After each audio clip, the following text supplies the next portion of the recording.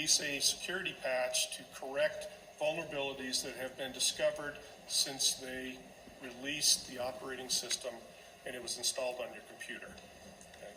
The last time that the operating system was patched on the Maricopa County election systems was the date that they installed the Dominion software, which was the 6th of August of 2019. Okay. So at the time of election, it had been over a year since that system had been patched. We found that that was also the same case with the antivirus definitions. So we know, as part of this world that we live in, that people are coming up with new ways to hack a system, to exploit vulnerabilities and get unauthorized access to the systems. And they're doing this continually.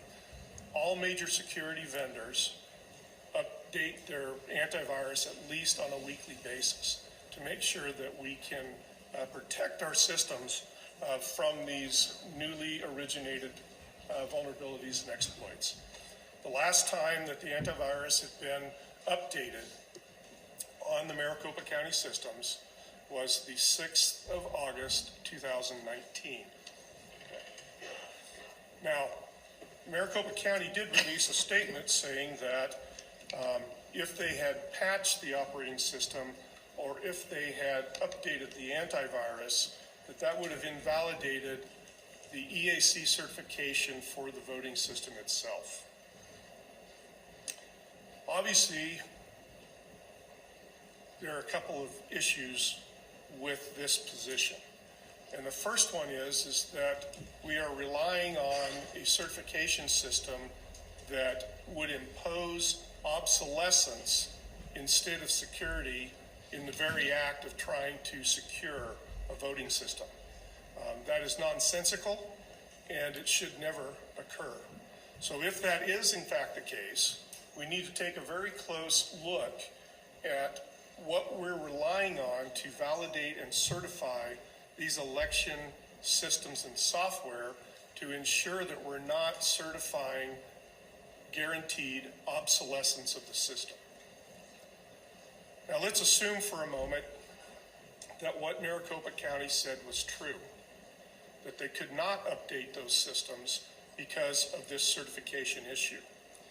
There are a couple of problems with that, as borne out by the artifacts on the actual EMS server itself. So if that is true, then that would mean that no new executable files, no new dynamic link libraries could be created or modified on that system after the date of the software installation, which once again was 6 August 2019. What we found is that there are 4 executable files that were created after this date of Dominion install. There were 45 executable files that were modified after this date of install. There were 377 dynamic link library files which were created after the Dominion software install. And there were 1,053 DLL files that were modified after this date.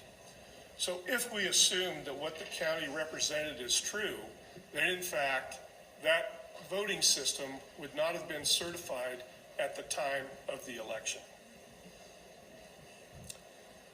Let's talk a little bit about log management here. So there is a federal statute that requires the preservation of election-related materials for 22 months after the date of the election. That applies not only to paper, but that also applies to digital artifacts. Maricopa County failed to preserve the operating system security logs to cover the dates of the election. They provided security logs early in the audit process, but they did not provide the Windows security log itself. When we examined the EMS server, we found that the dates covered by the security log only went back as far as the 5th of February 2021. Now, there's a couple reasons for that, and we'll go into those later. But the bottom line is that they failed to preserve those logs, or at least those logs were not turned over to the auditors. And so I'm assuming, since they were part of the subpoena, that those should have been provided had they been present. Okay. Next item there is credential management. This is probably the most offensive item on this list to me because it carries such a huge impact on the securability of a system. What we found is that for the election management system, the adjudication systems, the ICCs, and all of the voting related systems, they all shared a common password for both user accounts and for administrative accounts. And just to be crystal clear, it was the same password for all those accounts. So to complicate matters as well, those accounts had not been changed since the installation of the software. So they were established on the 6th of August 2019 and never changed. There furthermore was not an individual accountability of the users who access specific accounts so that you could tie a username, an action, and an individual when you discovered something that was an anomaly. Okay. We did not see any software or any effort to establish and monitor a host baseline of programs and processes. Furthermore, we did not see any log aggregation or methodology by which to establish and monitor the network communications for this system. There simply was none of that software present on any of these devices. Next slide, please.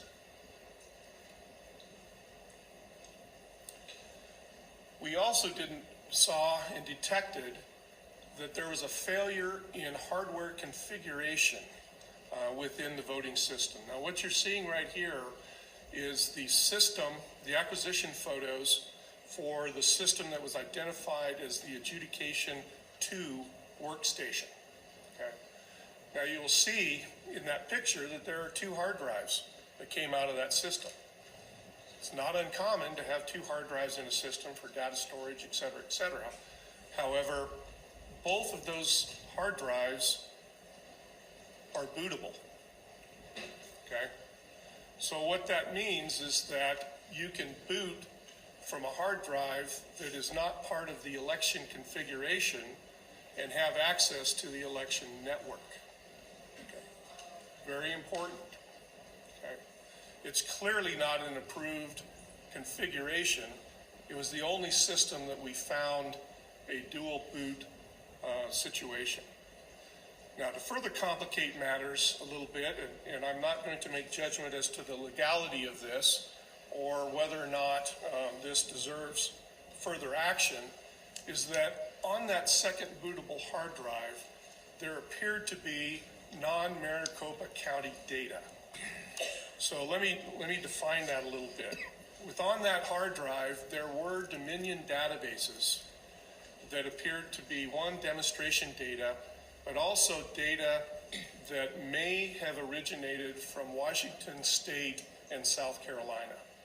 And I derived that not from an in-depth investigation of the data, that was outside my scope, but from the naming conventions of the databases themselves. Okay. So, once again, validating and approving the configuration of these systems is critically important to preserving the integrity of that election system. I would also note that neither of the 2 audits commissioned by Maricopa County discovered this as a finding. Next slide, please. Okay. These are simply some screenshots of that data from the forensics platform. Show I'm not making this stuff up. Next slide.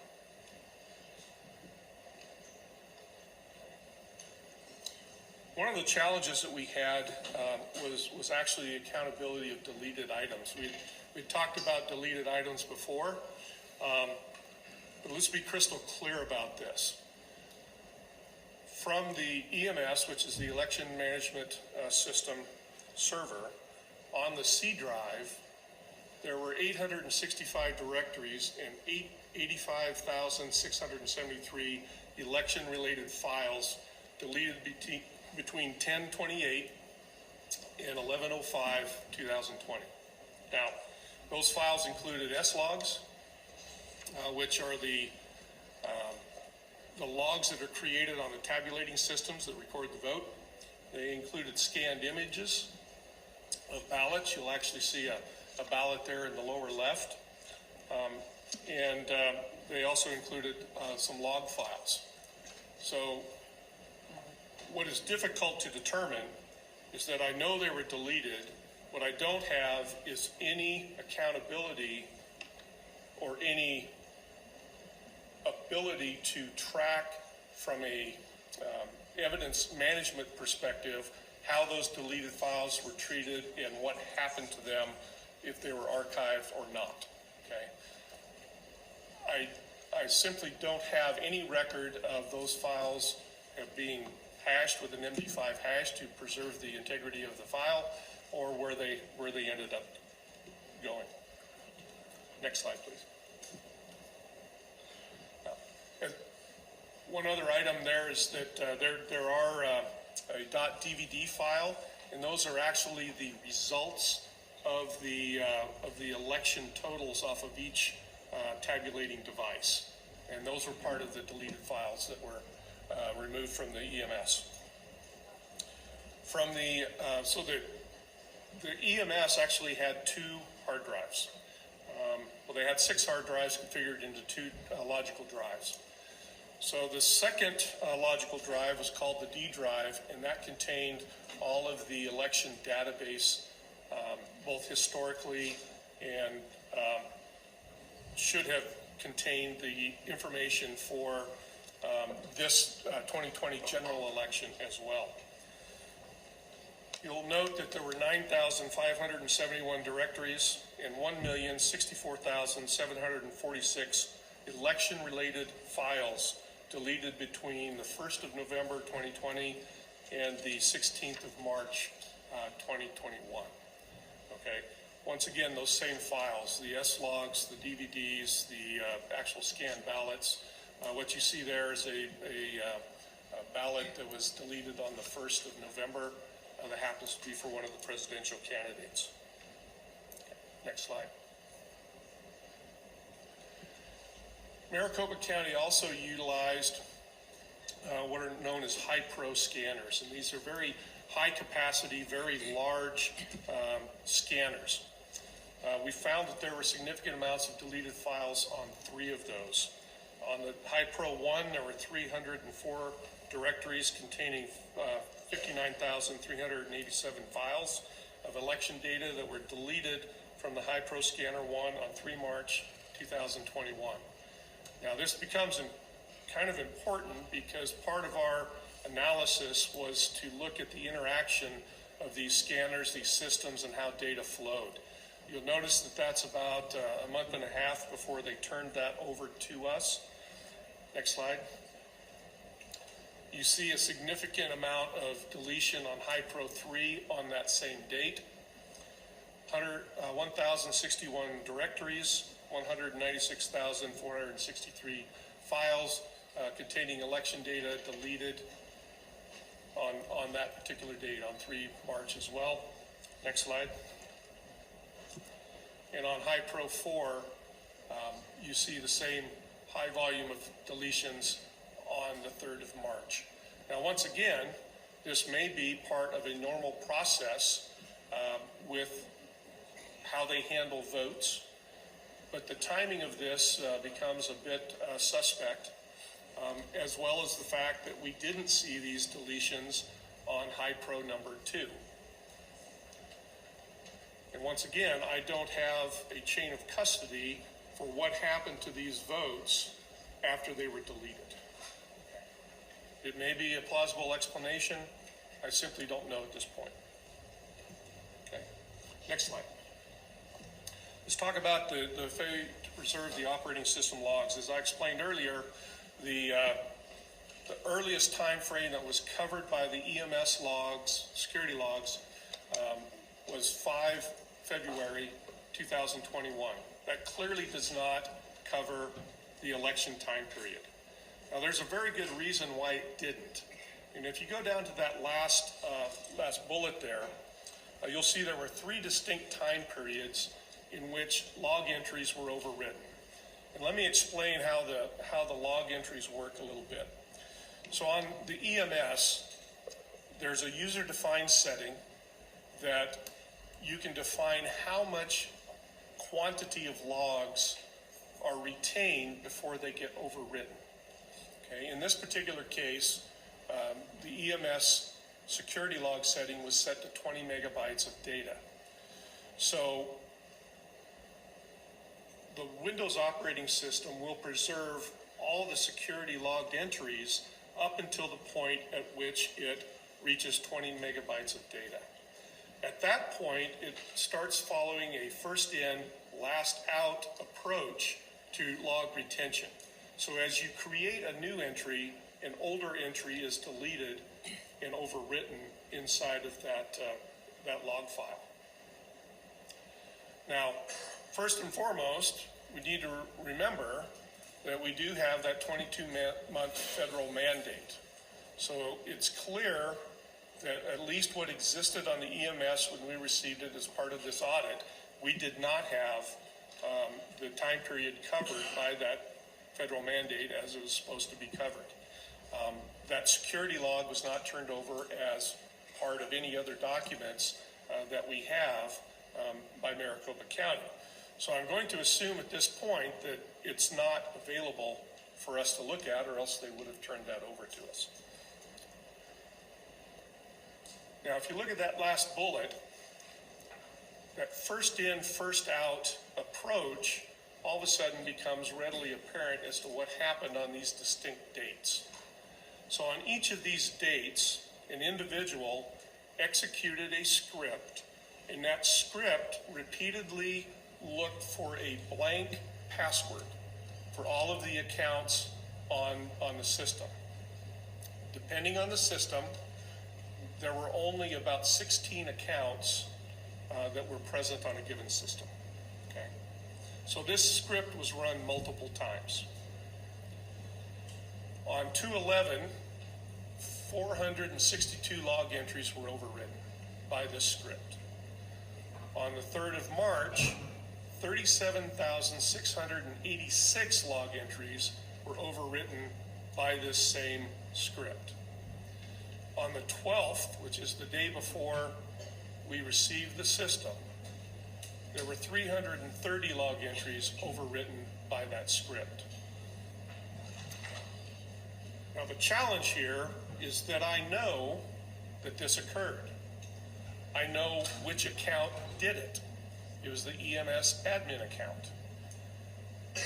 If you reflect back to what I just said about the lack of accountability of assigning that username to an individual, it now becomes extremely difficult to prove who did it. Okay? Now, luckily, we happen to have some historical data from the MTech video feeds. And so we leverage that data to backtrack and align these times, and we have captured screenshots of Maricopa County people at the keyboards during those time periods. Okay? Now, we've identified those individuals, but we will not release their names because we understand what the scrutiny is and what the impacts would be to those individuals. But I just want to tell you that the very point that they did not have an assignment of that username makes this extremely difficult to get to the bottom of things like this. And this is not, unfortunately, an isolated occurrence in the course of this audit. Next slide, please. For example, on 2/1/2021, the SQL logs on the EMS indicate that the RTR admin account purged the general election results from the database on the EMS. Okay. Now, remember the lack of log retention at this point. We could not find any logged entry that corresponded to this activity, okay, from the security logs. Those Windows security logs only went back to the 5th, but everything was purged on the 1st of February. That's also right before the 2 audits commissioned by the county were due to commence. I believe they commenced on the 2nd of February. So once again, accountability of who had access to the RTR admin account when that password is actually shared among all of the accounts becomes extremely difficult. So who did it, right? Why did they do it? You would think that if you were doing an audit the next day, that you would want to have the full context of the election to be audited. But that clearly was not the case in this instance. So just to clarify, so this is a log file specifically from results tallying and reporting, which is the Dominion software. That entry says that someone went into the program and clicked on something that said, I want to purge all the results for this election. That goes through and that deletes all of the records within it. And if you actually take a look, you can see the success. It's like the second line up, that it completed successfully. And it literally deletes all of the files on the NAS directory as well, which is where all the results from the election are contained, where all the images from the election are contained, and all those other details. So some individual went into an application and they chose specifically to run something that would clear all records in the system that was used to generate the official results the day before an audit started. Next slide, please. Okay. I'd like to talk a little bit about anonymous logins. Now, anonymous login entries are common in the Windows operating system. And they're most common when used in conjunction with accessing Windows shares, SMB shares, file shares, etc. But there's a pattern to that functionality inside of the log files. And you'll see on the left there that is a normal anonymous login activity accessing an SMB share. You'll also notice that for the purposes of security, we have redacted specific elements to include the host name and the IP address and some of those types of things. But the fact of the matter is that those items are recorded as part of that normal anonymous log activity. You will have the host name that logged into it. You will have the IP address that originated the request. In most cases, you'll have the username as anonymous, but that username is then validated against the access control lists and the user authentication mechanisms and validated. So the very next log entry in a normal anonymous activity is a validation of that user's credentials to access that particular device or process or whatever they were accessing. What you see on the left is something that we discovered in the logs, which is what I call atypical anonymous login. Okay? You will notice that none of those items that are captured by normal activity are present in this log. You don't have an IP address of the originating device. You don't have a host name of the originating device.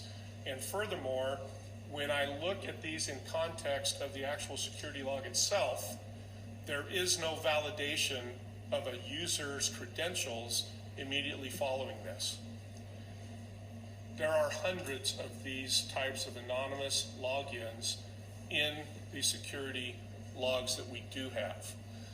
I cannot tell you at this point if the same type or pattern of activity occurred during the election cycle, because these logs don't exist that cover the election, okay?